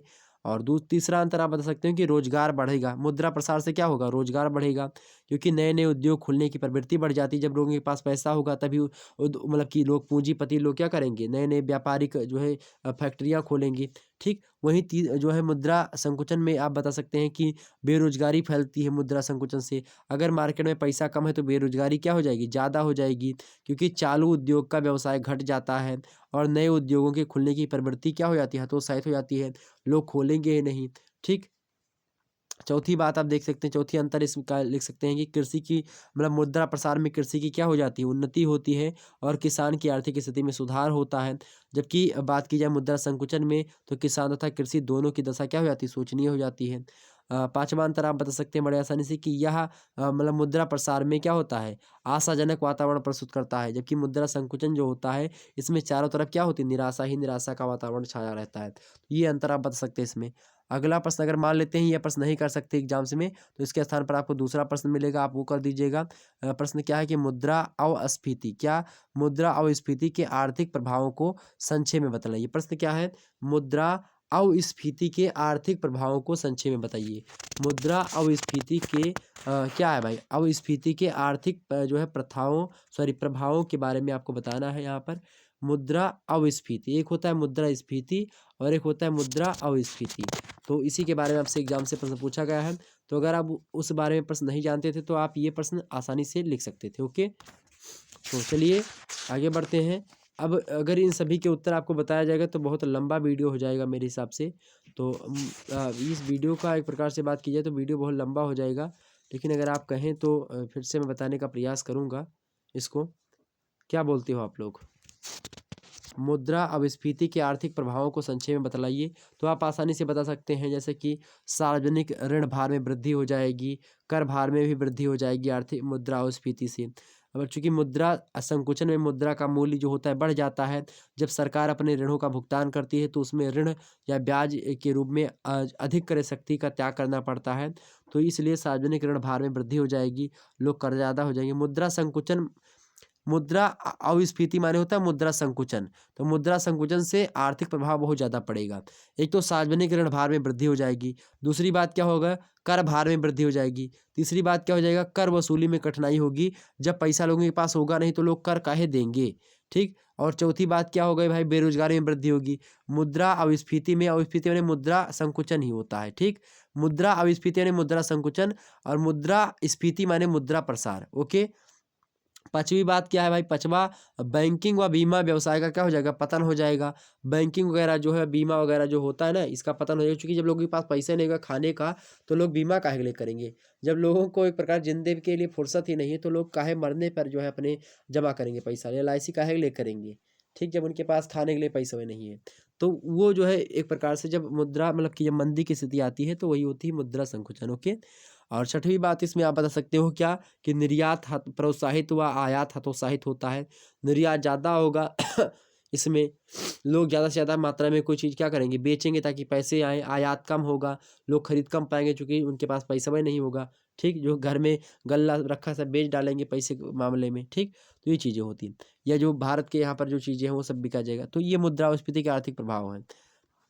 आगे देखते हैं, अगला प्रश्न है, मुद्रा के मूल्य मुद्रा के आय सिद्धांत। क्या प्रश्न है आपका, मुद्रा के आय सिद्धांत। प्रश्न क्या है, मुद्रा के आय सिद्धांत। मुद्रा के आय सिद्धांत, बचत विनियोग सिद्धांत की व्याख्या कीजिए। मुद्रा के आय सिद्धांत या बचत विनियोग की व्याख्या कीजिए। मोस्ट इंपोर्टेंट प्रश्न है, एग्जाम्स में आपके आ सकता है। तो इन सभी प्रश्नों को आप लोग पढ़ने का प्रयास करेंगे, एग्जाम्स की दृष्टि से आपकी परीक्षा के लिए मोस्ट इम्पोर्टेंट है। ओके। वैसे और भी प्रश्न आपके इस एग्जाम से में आ सकते हैं। तो हमने आपको कई प्रश्न तो हालांकि बता ही रखे हैं। प्रश्न क्या आपसे पूछा गया है भाई, प्रश्न क्या है, प्रश्न आपका क्या है कि मुद्रा मूल्य, प्रश्न क्या है, मुद्रा मूल्य के आय सिद्धांत। मुद्रा मूल्य के आय सिद्धांत। ओके। मुद्रा मूल्य के आय सिद्धांत के बारे में आपसे प्रश्न पूछा गया है। और इसको अगर मान लेते हैं अब आप ये प्रश्न नहीं कर पाते हैं तो इसके स्थान पर आपको दूसरा प्रश्न मिलेगा कि मांग प्रेरित तथा लागत प्रेरित स्फीति में भेद बताइए। तो ये प्रश्न आप इसके स्थान पर कर सकते हैं, लेकिन अगर ये प्रश्न आपको नहीं पता होता है तो। ओके।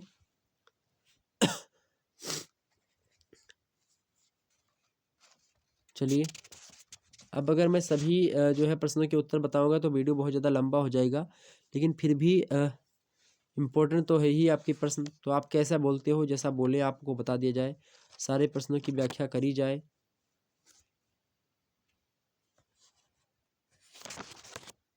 बताने का प्रयास करें आप सभी लोग, बताने का प्रयास करें, सभी सिद्धांतों की व्याख्या करी जाए। चलिए, मुद्रा मूल्य के आय सिद्धांत या क्या बचत सिद्धांत, बचत विनियोग सिद्धांत क्या होता है इसके बारे में आप समझ लीजिए थोड़ा सा। उसके बाद में थोड़ा थोड़ा हम समझेंगे। ओके, थोड़ा थोड़ा बता देते हैं ताकि आपको कोई दिक्कत ना हो। ओके। तो मुद्रा मूल्य के, वैसे मैं बता दूं आपको, एक वीडियो में सेपरेटली दूंगा, एक ही वीडियो में लगभग सभी लघु उत्तरीय प्रश्नों को मैं समाहित कर दूंगा और उसको आपके इसी चैनल पर दे दूंगा, महासंग्राम वीडियो नाम से। तो उसमें आप लोग समझ जाइएगा, उसमें मैं वीडियो में सभी मुद्दों को, सभी प्रश्नों, इन सभी प्रश्नों को उसमें समाहित कर दूंगा, ठीक है।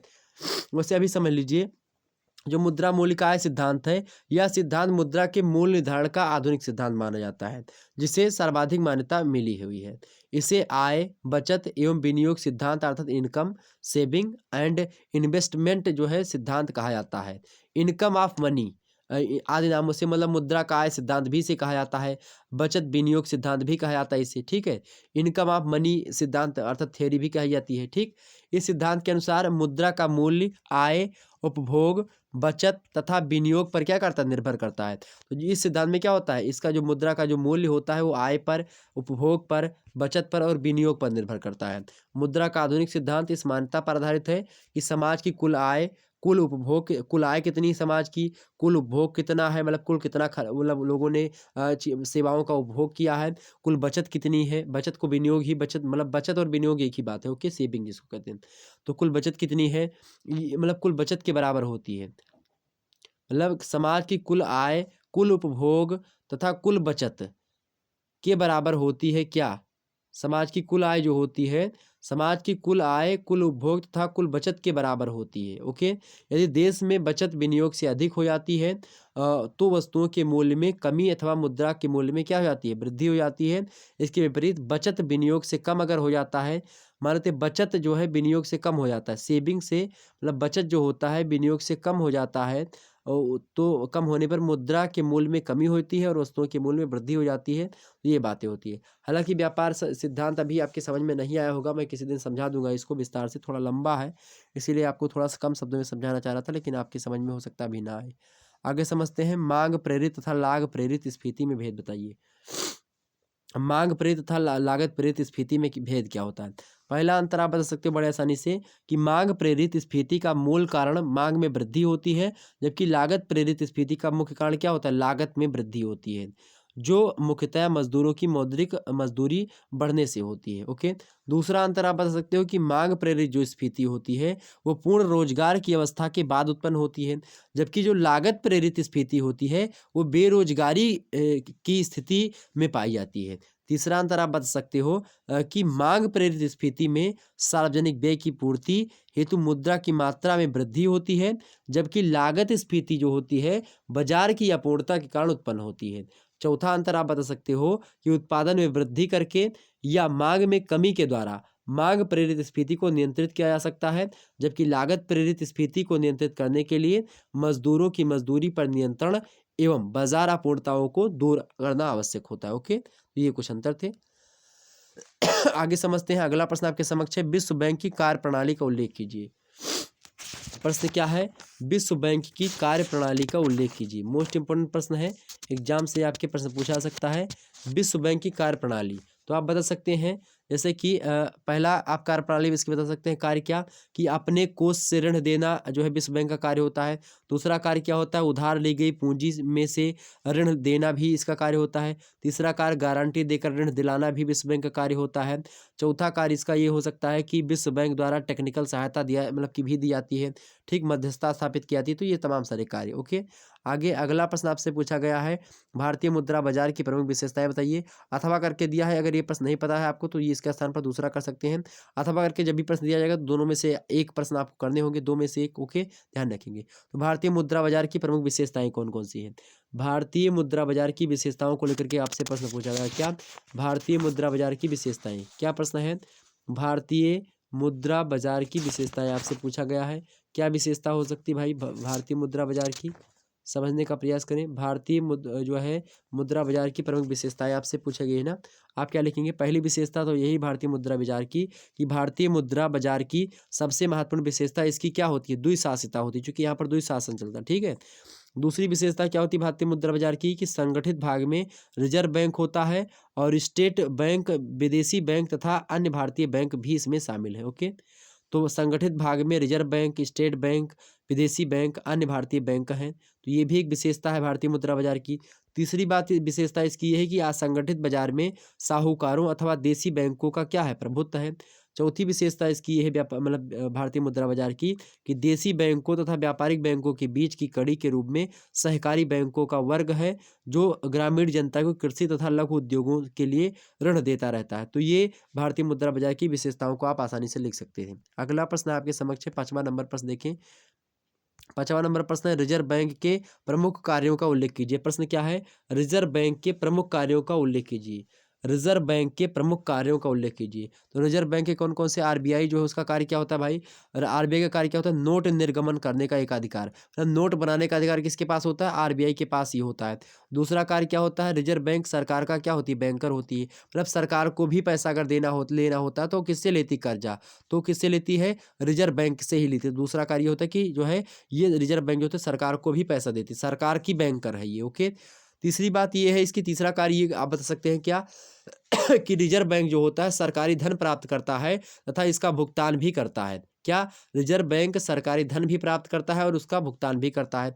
चौथी बात इसकी चौथा कार्य ये हो सकता है कि रिजर्व बैंक जो होता है सार्वजनिक ऋणों की व्यवस्था करता है। रिजर्व बैंक क्या करता है? सार्वजनिक ऋण देने की व्यवस्था करता है। पांचवा कार्य इसका ये है कि सरकारी कोषों का स्थानांतरण करना हुआ तो कार्य कौन करेगा? तो सरकारी कोषों का जो सरकारी कोष होते हैं जो है मुद्रा कोष, उनका स्थानांतरण करना हुआ तो भी रिजर्व बैंक ही करता है। और छठवां कार्य इसका बता सकते हैं आप क्या, कि विदेशी विनिमय की व्यवस्था अगर करनी होती तो कौन करेगा? वो रिजर्व बैंक ऑफ इंडिया ही करेगा। सातवां कार्य आप बता सकते हो क्या, कि सरकारों को आर्थिक परामर्श देना हो तो कौन देगा? सरकारों को आर्थिक परामर्श भी कौन देगा? रिजर्व बैंक ऑफ इंडिया ही देगा। ओके, ये बात ध्यान रखेंगे। आठवां कार्य आप बता सकते हो कौन सा, कि रिजर्व बैंक द्वारा मुद्रा का क्या होता है? नियमन होता है। मुद्रा कैसे मार्केट में रहेगी, कैसे क्या होगा, हमने आपको समझा नहीं था, तो वो चीजें किसके पास होती है? ये सब जो है रिजर्व बैंक के पास ही होता है। क्लियर होगी इतनी बातें? आगे समझते हैं। अगला प्रश्न है, बैंकों से क्या लाभ है, इसका उल्लेख कीजिए। बैंकों से क्या लाभ है भैया? बैंकों से अब प्रश्न है, आपसे पूछिएगा क्या, कि बैंकों से आखिरकार क्या लाभ होता है? बैंकों से क्या लाभ होता है बताइए। तो पहला लाभ क्या है भाई? पहला लाभ आप लिखेंगे, पहला लाभ यही है कि बचतों का उत्पादन कार्यों में प्रयोग होता है। क्या? बचतों का उत्पादन कार्यों में प्रयोग। दूसरा लाभ क्या होता है? मुद्रा के प्रेषण में सहायता मिलती है। तीसरा क्या लाभ है? कि मुद्रा प्रणाली में लोच भी होती है। और उसके बाद में चौथा क्या है? बैंकिंग आयात को बढ़ावा मिलता है। बैंकिंग आयात को क्या होता है? बढ़ावा मिलता है। पांचवा इसका लाभ क्या है? कि धन की सुरक्षा रहती है, कहीं पर भी रख दो, मतलब कि बैंक में जमा है तो एक प्रकार से आप कहीं भी रहो, कोई दिक्कत की बात नहीं है। छठवीं बात इसकी ये है कि भुगतान में सुविधा होती है बैंकों में। मतलब भुगतान करना हो किसी से, पेटीएम कर दिया, निपटा दिया, तो मतलब कई चीज़ें हो गई बैंकों से के माध्यम से, बैंक से डायरेक्ट कर गया खाता से। और मतलब भुगतान करना हो किसी दूसरे को तो बैंक बता दे, अकाउंट नंबर यहाँ से इतना लगा दिया, वहाँ चला गया, ठीक। और मतलब छठवा बात कि ग्राहकों को विविध सुविधाएं प्राप्त होती है। जो ग्राहक होते हैं, जो बैंक के खातेदार होते हैं, उनको बहुत सारी सुविधाएं देता है। और इसका और भी लाभ कई होते हैं कि व्यापार एवं उद्योग को सहायता मिलती है बैंकों से। कर्जा लेना हुआ व्यापारियों को तो यही देता है, बैंक ही देता है। और भी आप इसके मतलब लाभ बता सकते हैं कि वित्तीय साधनों का संरक्षक होता है कौन? बैंक। वित्तीय साधनों का क्या होता है? संरक्षक होता है। तो ये कई कार्य होते हैं। अगला प्रश्न आपसे है, विनिमय जो है नियंत्रण की सीमाएं एवं दोष का उल्लेख कीजिए। क्या? विनिमय नियंत्रण एवं सीमाओं, क्या? विनिमय नियंत्रण की सीमाएं और इनके जो दोष होते हैं, सीमाएं और दोष का उल्लेख कीजिए। विनिमय नियंत्रण के सीमाएं और उनका जो दोष होता है, इसको आपको लिखने के लिए प्रश्न पूछ लिया गया है कि विनिमय नियंत्रण की सीमाएं क्या क्या है और दोष क्या क्या है। समझते हैं भाई?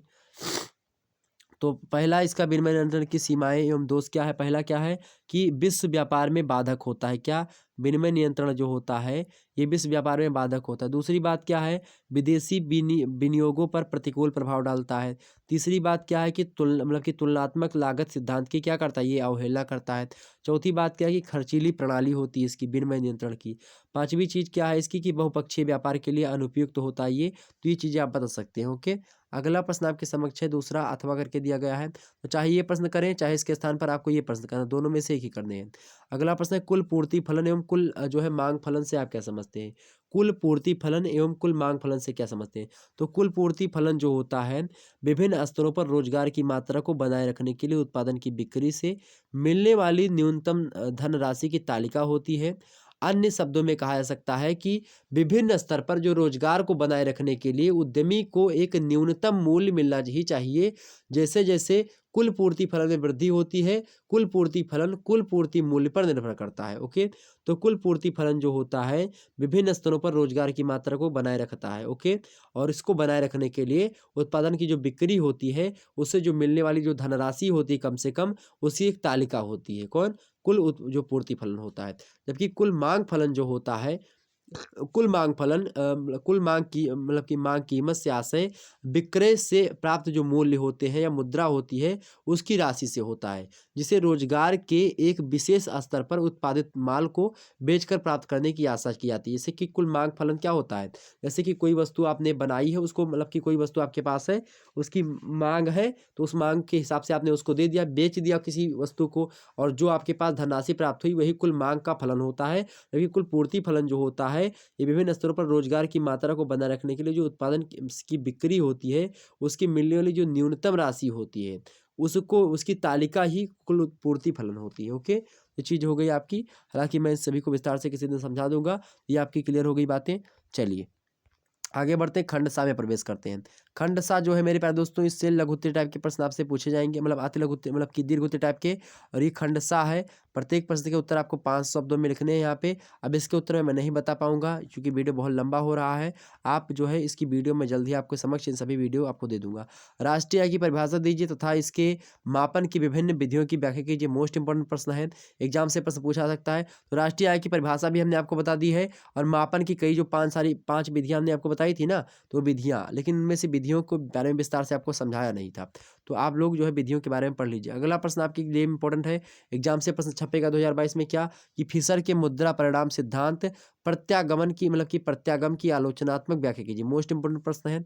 अगला प्रश्न आपके लिए इंपॉर्टेंट है, क्या कि भारतीय रिजर्व बैंक के द्वारा प्रयुक्त साख नियंत्रण के विभिन्न उपायों का वर्णन कीजिए। मोस्ट इंपोर्टेंट प्रश्न है, क्या कि भारतीय रिजर्व बैंक द्वारा प्रयुक्त साख नियंत्रण के विभिन्न उपाय जो होते हैं उनके बारे में आपको बताएं। अगला प्रश्न है, अंतर्राष्ट्रीय मुद्रा कोष के कार्यों की व्याख्या कीजिए।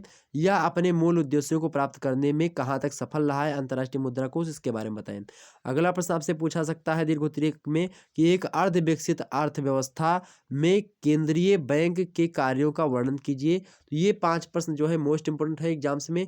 इनमें से आपको 2 ही प्रश्न करने हैं, ये बात ध्यान रखेंगे। अलग अलग यूनिवर्सिटीज़, अलग अलग विश्वविद्यालय के अलग अलग तरीके के पैटर्न होते हैं। किसी में 10 प्रश्न दिया जाता है, 4 ही करने होते हैं। किसी में जो है 1000 शब्दों में लिखना होता है 2-3 प्रश्नों को। तो अलग अलग चीज़ों को होता है, लेकिन यहाँ पर ये सर्वाधिक जो है अच्छा मॉडल पेपर मुझे लगा, इसीलिए हमने इस प्रकार के मॉडल पेपर को आपको बताने का प्रयास किया हमने, ताकि इसमें आपके अति लघु उत्तरीय, लघु उत्तरीय और दीर्घ उत्तरीय तीनों टाइप के प्रश्न जो है आपको अधिक मात्रा में इंपॉर्टेंट हमने छाट करके इसमें रखे हैं। तो इन सभी प्रश्नों को अगर आप लोगों ने तैयार कर लिया तो निश्चित तौर पर आप मान के चलिए कि आपकी तैयारी जो है लगभग और लगभग हो चुकी है।